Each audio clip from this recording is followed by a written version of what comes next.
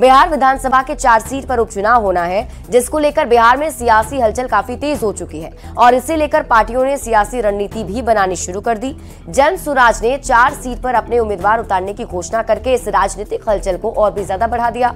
महागठबंधन के सामने अपनी 3 सीट बचाने की चुनौती होगी, तो दूसरी तरफ एनडीए है जो अपनी 1 सीट बचाने के साथ साथ महागठबंधन में सेंध लगाने की कोशिश भी करेगी। और इसी के साथ हाल ही में लॉन्च हुई जन सुराज के दावों की भी परीक्षा इस उपचुनाव में होने वाली है।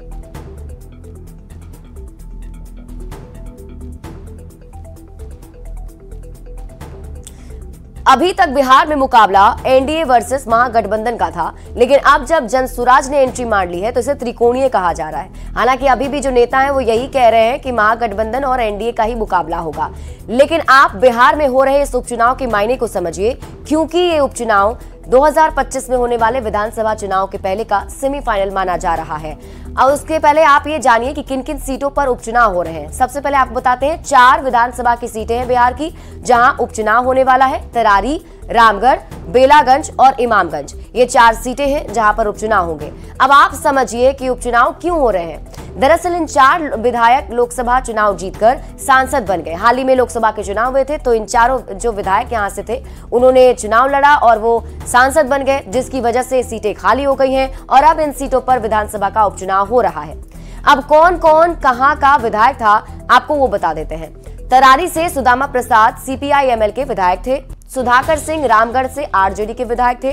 सुरेंद्र यादव बेलागंज से आरजेडी के विधायक थे और जितन राम मांझी इमामगंज से हम के विधायक थे।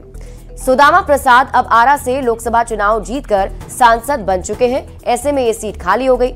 सुरेंद्र यादव अब जहानाबाद के सांसद बन चुके हैं, तो ऐसे में अब जितन राम मांझी की बात करें तो वो गया से लोकसभा चुनाव इस बार लड़े और जीतकर वो सांसद बन गए। केंद्रीय मंत्री भी अभी बने हुए हैं, मोदी सरकार में मंत्री भी हैं। यानी इन चारों के सांसद बनने की वजह से उपचुनाव हो रहे हैं। अब जबकि उपचुनाव हो रहे हैं तो उपचुनाव की जंग को समझना भी जरूरी है। तो आइए अब आपको ये बताते हैं कि उपचुनाव कितना खास है। महागठबंधन के लिए ये उपचुनाव प्रतिष्ठा का सवाल बना हुआ है, क्योंकि इन 4 सीटों में से 3 सीटें महागठबंधन के हिस्से ही थी, जबकि गया की इमामगंज सीट जितन राम मांझी की थी। एनडीए के लिए फाइनल मुकाबले से पहले ये एक बढ़त बनाने का मौका है। एनडीए के पास यहाँ खोने के लिए ज्यादा कुछ नहीं है। महागठबंधन के लिए 3 सीट बचाने की चुनौती बनी हुई है, क्योंकि महागठबंधन पहले से ही इन 3 सीटों पर जीत हासिल कर चुकी थी। हारने पर महागठबंधन के कमजोर होने का मैसेज जनता के बीच जरूर जाएगा और लोगों में थोड़ी निराशा भी होगी जो उनके कार्यकर्ता हैं। विधानसभा चुनाव से पहले महागठबंधन के लिए झटके के तौर पर देखा जाएगा। वहीं 4 सीट का उपचुनाव सभी दलों के लिए काफी निर्णायक होने वाला है और खास तौर पर जनसुराज के लिए, क्योंकि प्रशांत किशोर ने 4 सीटों पर होने वाले उपचुनाव में अपने उम्मीदवारों का भी ऐलान किया है। तो ऐसे में देखना होगा कि जनता उन पर कितना विश्वास जताती है। बढ़ते हैं आगे और अब बात अगली खबर की करेंगे।